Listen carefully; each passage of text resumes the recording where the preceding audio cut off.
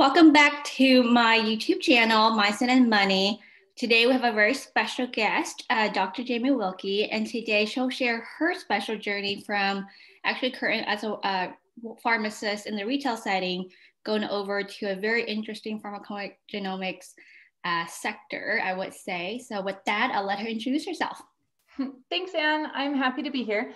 My name is Dr. Jamie Wilkey. I'm a pharmacogenomics certified pharmacist, as well as a functional wellness consultant.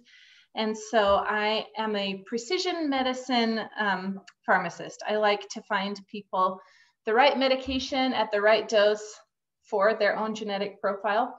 And I like to use preventative health care first line. I want to make sure that medicine has its place in use, but before we jump right to medicine, that people feel empowered to make the small changes that lead to big lasting changes in health. So having an appropriate diet, getting exercise, getting sunshine, getting enough sleep, de-stressing, those make a huge difference in your health. And so I get to work in both of those spheres, and I really love my job. That's awesome. So before we start over in terms of the pharmacogenomics, can you tell us a little bit about your background, where you went to school, how you get to your current job in the retail, and then we'll go from there first. Sure. So I've been out in practice for 10 years as a pharmacist. I grew up in Wyoming, in a little small town in Wyoming, and knew I was going to college and going to do something great, but I wasn't sure what. And my dad was always the CFO at the hospital growing up. So he dealt with the money and signed all the paychecks for everyone in the hospital.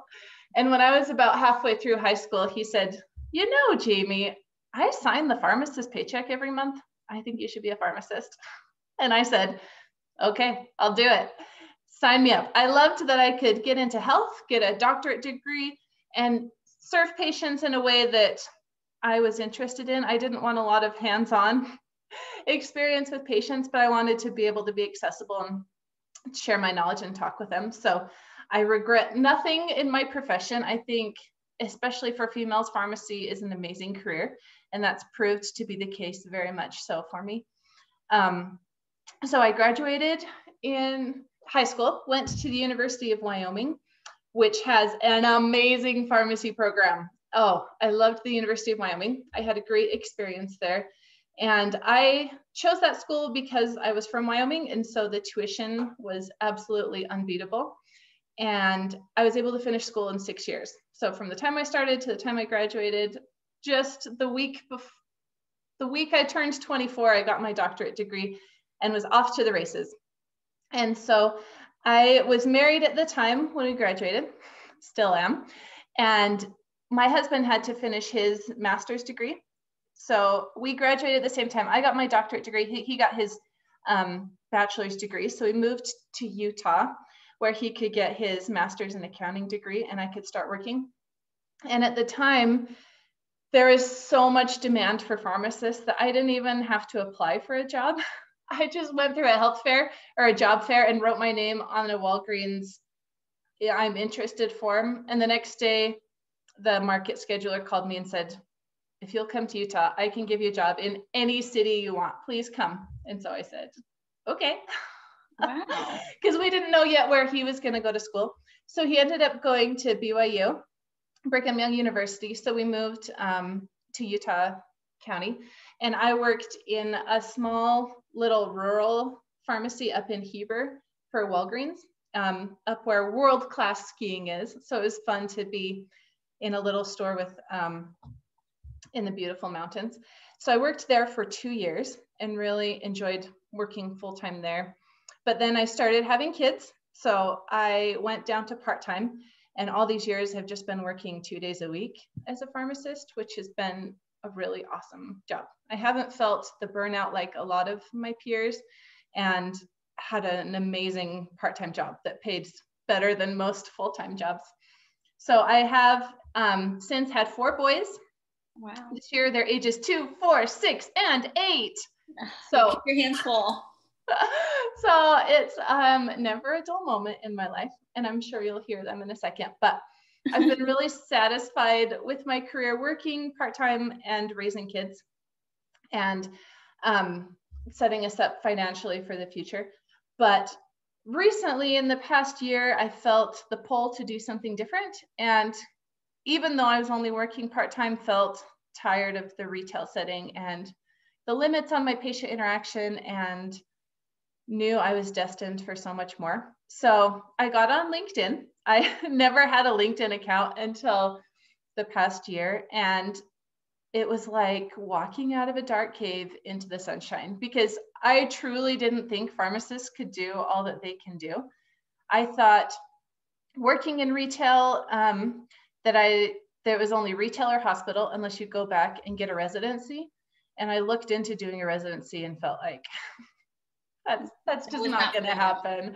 Yeah. No way, not at this stage in my life. And it just wasn't feasible. So I felt really empowered. What were some barriers that you encounter, and what were some facilitators or motivation that you came across to help you saying, I can do this without a residency? Oh, just seeing people doing it without a residency and having the confidence to do it, because all this time I felt like I only have a PharmD. I need more specialization. I need to be board certified. I need more, because that's how pharmacists think. We never know enough. You have to have more letters behind your name until you're an expert. But I just talked to everyone who would talk to me on LinkedIn this summer that were doing amazing things. And they kind of empowered me. You have so much knowledge. You have a doctorate degree.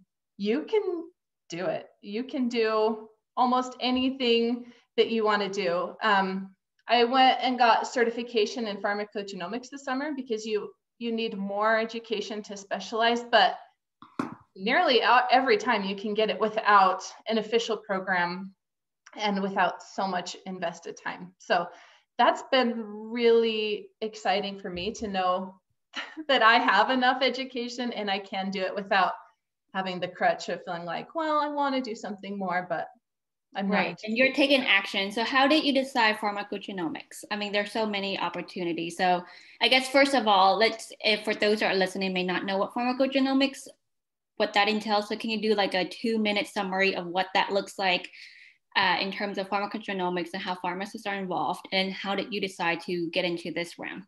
Yeah, so pharmacogenomics is amazing. I guess I went to school so long ago that it wasn't on the radar, because I don't remember learning anything about it in school. But what it is with just a DNA sample, so a cheek swab or spitting in a tube, you can find out how you metabolize over 200 medications. It analyzes the metabolic pathways for your own specific genetics. And the results show you what medications you can take and which medications are either going to go through your system so fast you don't get any benefit, or you're such a poor metabolizer that you get terrible side effects because they build up so high in your body because your body's not eliminating it. So pharmacogenomics is really a huge part of the future of pharmacy, because without it, prescribers are just blindly prescribing for people. There's guidelines, but there's nothing that's specific to that patient. And so it's incredible information that really helps narrow down the right drug at the right dose for the right patient. So it's not a silver bullet. It doesn't take all the guesswork out of prescribing, but it narrows it down so much. After learning the information, you just can't see how someone would prescribe without using pharmacogenomics as part of the decision making. And so I heard a lot about it, and kept hearing pharmacogenomics is the future. And so I took the certification course just to see if I was interested in it, and felt like it wouldn't be a waste of time if I wasn't, because you still get CE credit for it. So we all need more CE. Mm-hmm. And so I did it, and it was like going back to pharmacy school. It was really fun getting back into pharmacokinetics and pharmacodynamics and learning all of that again in this new way. And so I would, if you're interested in it, I would recommend doing one of those, because it doesn't take a crazy amount of time or money. And if you like it, then you're set up to succeed. Can you go through some certificate programs and like what it's required, like time-wise, and what like price-wise that people are looking at for those who are interested? Yeah, so there's 3 or 4 that I'm aware of. I know there's probably about 10. The one I did was called Genomics. And that one, the price was about $300 to $350. And you got 16 hours of CE. And this one is not live. There's no live portion, so I could do it all on my own time, which was worth a lot to me because I have just a varied schedule. So it was really nice to do it at my own speed, at my own pace. But the ASHP has a really good one. All of them are about $300 to $500 or $600 as far as I'm aware. ASHP is a good one. The Mayo Clinic has one that's good. And oh, what's her name? Sue. I forgot her last name. She's a pharmacist that does this for her job, and she has created her own certification program that does have a live portion that is really helpful for feedback and the participation component. Because while I really liked being able to cruise at my own speed, I can see the value in having a live portion. So just depending on your budget and your time constraints, all of them are really quite doable. So if you're interested, you've got nothing to lose. If you're a pharmacist, you need your CEs. So yeah, there's a good way to do one, and you'll pay about that much for CEs anyway. So that's true. I'm glad I did it. That's awesome. So, and then what is your next step on once you did the certificate? Walk us through your journey as you're approaching this. And of course, while you're working as a part-time pharmacist. But yeah, walk us through some of the challenges you encounter and how did you come up with some of the solutions, or still in progress, right? So. Oh yeah, because you have to totally change your mindset, because when you're a pharmacist, everyone comes to you with their questions. But when you're branching out and you have to market yourself, it's a whole nother set of skills. You have to learn how to talk to people, how to sell yourself, how to sell your skills, how to market yourself to be a valuable asset to them. So it took a lot of coaching and reading and just getting in the mindset of putting myself out there, because as pharmacists, we are not used to putting ourselves out there. We just stay safely in our space. And so that was the biggest learning curve, but it's been amazing because it's amazing personal development and a growth mindset. And so I'm so happy to have learned it. And so many, I probably get 30 messages in my LinkedIn inbox every week from other pharmacists who say, I want to do this too. This is amazing. And so I'm creating a course this month on walking pharmacists through step-by-step, what to look for in certifications. Okay, now you got your certification. What kind of practice do you want? What kind of payment model do you want to use? What kind of prescribers are you going to reach out to? And step-by-step, how to get yourself a job and implement it into practice, because it's really been fun and it's not that hard. You just have to be willing to put yourself out there and believe in yourself, and you can do it. And it took me so long to figure out the basics of creating a business and launching it. And so I'm just going to make it for other people who are interested in PGX and create a course that will step-by-step walk them through it, because I wish I had that. That would have saved me months of time and would have boosted my confidence just to say, here you go, follow these steps as a guideline, and you can just make your own job. And as you get more and more clinics on board, as fast as you can work is as fast as you can get yourself out of a job you don't like and into one you do, with better hours, better pay, and you can pick the people that you work with. So yeah. So now I'm kind of going through how did you approach the physicians group? Because this is going to base off on interprofessional collaboration. So can you walk through that journey on how did you initiate that contact? What was some initial barrier and some lessons, 3 lessons learned from that journey? And 3 lessons, huh? Mm-hmm. Or more or less, depending on what you share. Well, I approached this physicians strategically. I found them on LinkedIn in my area, because if you just cold call physicians, it's going to be a big barrier. But if you reach out, if they're first of all on LinkedIn, that shows that they're have somewhat of a growth mindset and are interested in what's out there. And if they're active on LinkedIn, you just reach the people who are going to be the most open to new ideas. Mhm. And so just getting to narrowing it down, kind of like pharmacogenomics narrows down the medication you should use, strategically finding the right physicians to work with makes it a lot easier. And so, and then when they see your LinkedIn profile, they kind of vet you ahead of time and see that you're an expert in the field, and then they're willing to talk with you. So for me, LinkedIn has been key because you've already sold yourself to get their time, and they know who you are when you make that first appointment, rather than starting from scratch, because you have a very limited amount of time, and we are not salespeople by nature. And so to be able to do that quickly is harder without them basically seeing your resume and seeing yourself before you meet. Mhm. And so that has been huge, that all the physicians I work with, I met on LinkedIn. And working with them, it's just a delicate balance, and not coming in too confident saying I'm taking over all of your prescribing, but just to show them the value of working with them and how you can save them time, because doctors and all prescribers are very, very busy. And so if it's going to create more time and more paperwork, they don't want it. But if you can show how you can save them time, take care of part of work that they don't want to deal with, it's been pretty smooth. Wow. Can you kind of walk through like a typical quote day, or what the typical day looks like? I know you sign on to physicians group, right? Yeah. So far. Walk through so far, counting still.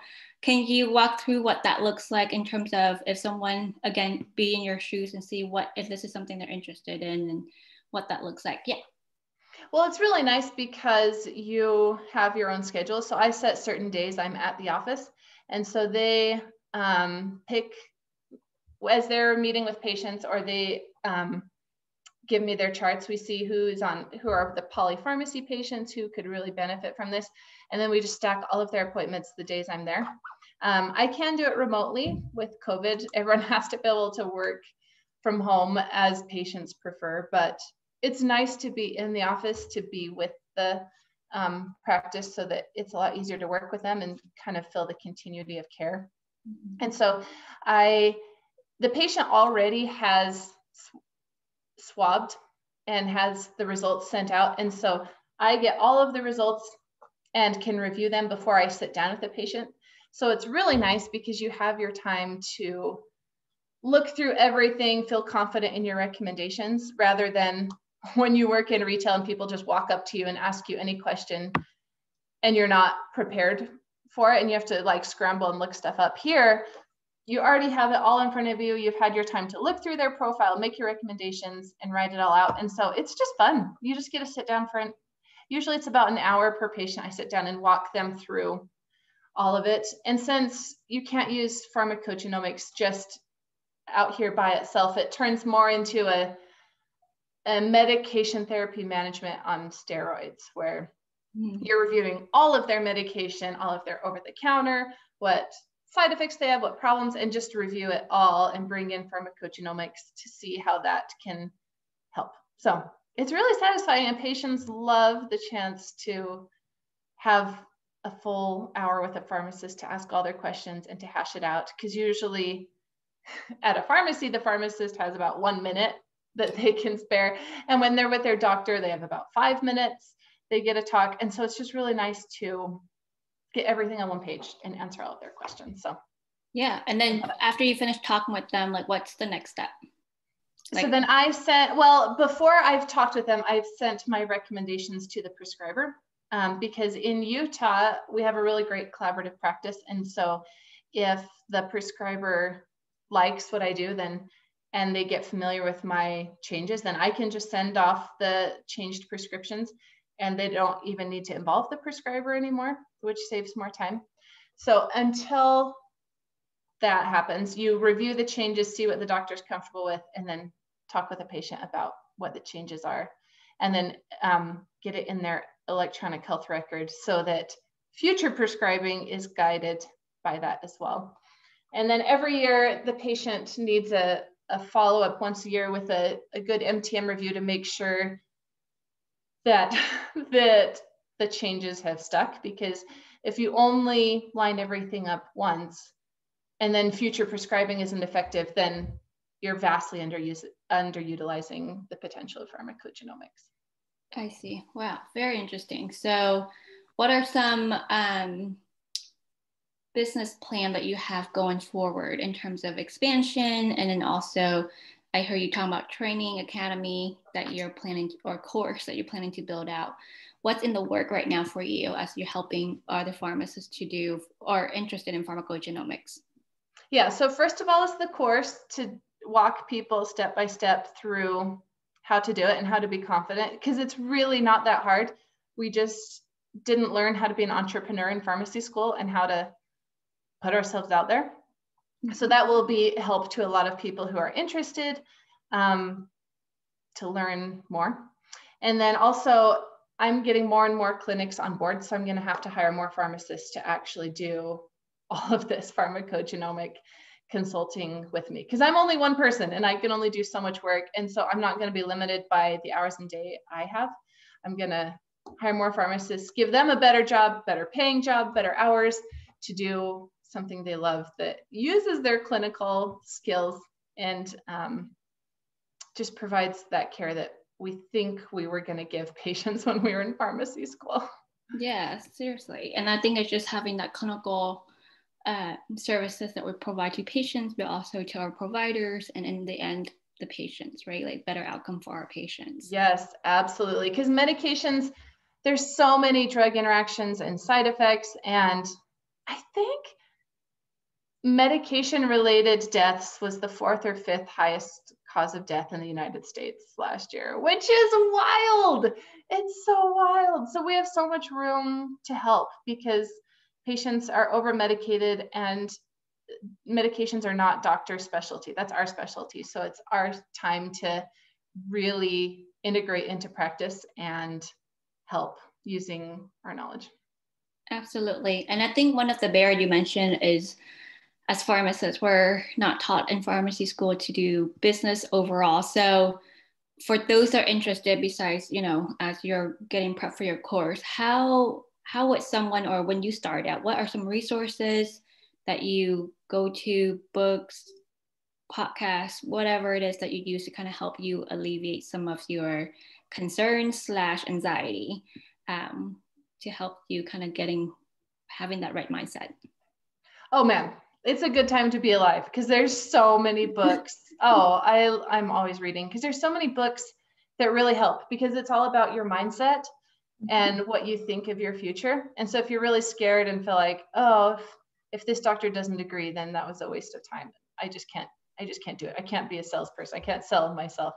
But there's so many resources available. So if you want to do this and succeed, getting the right mindset is key. So I just, 2 nights ago on New Year's Eve, I finished reading Think and Grow Rich by Napoleon Hill, which is huge. I had not heard of that book until this year.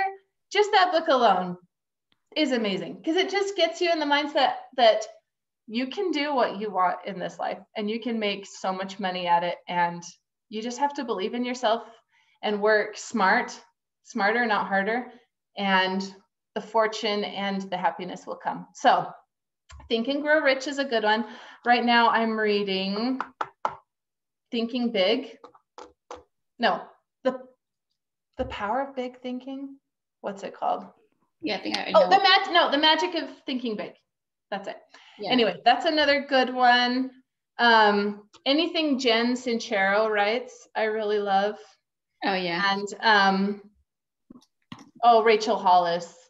I mean, I could go on and on. There's really, just go to the self-help section of Barnes and Noble, and all the books there's just so many resources to get you thinking big, get you out of your comfort zone, creating big goals, because you are your biggest barrier. So once you can get over your anxiety and your worries and channel that energy into growing something, it's not that hard. It's really awesome. Well said. I couldn't say it better than that. So yeah, mindset is a huge thing, and that's what the show is about. It's really empowering individuals and leaders to have the right mindset, because you can get the technical, but if you don't have the right mindset and personality and just the stamina to push forward, especially in challenging times, then you're still at your point A, right? So I think that's really important. And you mentioned something about financial, well, Think and Grow Rich by Napoleon Hill is one of my favorite books. So from a financial standpoint, can you kind of share a little bit about, were there any financial implications or sacrifices that you had to do as you're starting this business? And what 3 lessons learned from a financial perspective you would like to share with those who are listening to this and want to pursue something like you are? Oh yeah, so it's really exciting to think about the future, because all these years that I've been working in pharmacy, I have been limited by the amount of hours I can work in a day. And I have to be on site in that pharmacy to earn any money. If I'm not there, I don't earn money. So all of my financial stability and success has been based on, to this point, saving a lot of money for the future and using that to grow my wealth. But you can do so much more when you're actually growing wealth rather than just coming at it from a saving aspect, because saving over the past 10 years has gotten me really, really far. And I'm so grateful to be in the position I am. But for future growth, I'm really tired of working for every penny that I earn. And I know truly wealthy people aren't on site clocking in and out to a job. You're growing a business and doing something big. And so that's what I want. So that's what I'm getting out of life. And I think when I talked to all of my colleagues back at work before I did this, they all said, "Oh, that would be so nice, but I can't risk my income, or I have so many student loans," or coming from a scarcity standpoint.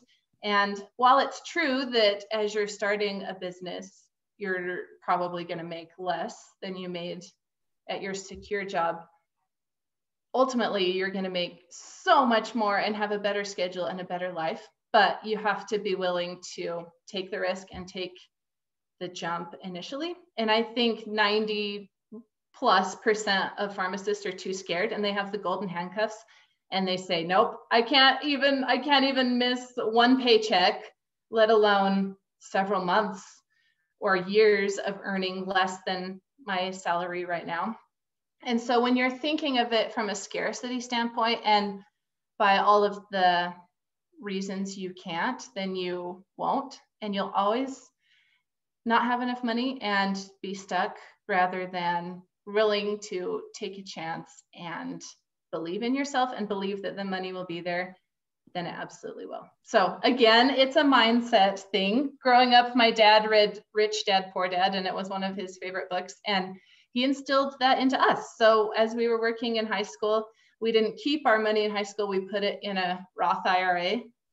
So even as a teenager, I already had a Roth IRA, and know that true wealth and stability comes from saving and investing and a growth mindset. And so that is a way for the future to feel confident in what you're doing, in that just thinking outside of that paycheck. And if it takes saving for months to give yourself a cushion before you can jump out, then start now. Because as pharmacists, we make a good living, a really good living. And even if everyone's really strapped with student loans, we can always start saving. And so if this is something you're interested in doing and money is holding you back, just start saving now and put aside as much as you can to give you a cushion. Because if you're not moving yourself forward, no one else will. Absolutely. So I love that you said that. It's really about having a cushion, and some people will be comfortable at 3 months, 6 months, but 6 months for a quote emergency fund, like with COVID, that's no one expect a worldwide pandemic that affects job loss and health conditions, etc. So 6 to even a year as a cushion, right? That gives you sometimes to get up, and also finding ways for you to do what you need to do and pursue the passion. And I think one thing you mentioned really it resonate with me. And I think this is what resonate with people, is the fear of the unknown is greater than the unknown itself. Yes, right? absolutely. Yeah. Yeah, so like we're always worried about what's on the other side. Like it's misty and cloudy and foggy. We don't know what's on the other side. Just safer that we know what's here and we see what's here. But sometimes things might be better on the other side, or may not. But at least you chance it instead of when you're at 80, you're like, I wish I have done this. Like never. That's one thing I learned in life with my dad's like never have regrets, or at least that you try something and if it doesn't work out, give yourself permissions to be not necessarily be okay. This was one thing that one of my other guests, Dr. Sal Georgiani, was like, it's not okay to fail, but just give yourself permission to fail because if you don't try, then you may never flourish. Yeah.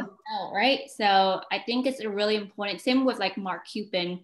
People only realize what he was very successful in his one or two business that really grow him to be a billionaire, but they never see the tens, hundreds of things that he failed at. So I think sometimes for us as individuals, we're just afraid to step out of our comfort zone. And then I think that's a message today is to step out of your comfort zone, even for a little bit, and just reach out to individuals like Jamie to ask questions, especially in either pharmacogenomics or even having like another business, because you could translate whatever she's doing, right? And then go into whatever it is, your entrepreneurship. So can you, as we're wrapping up, can you tell me your biggest money mistake that you have had in the past, well, in your lifetime? My biggest money mistake.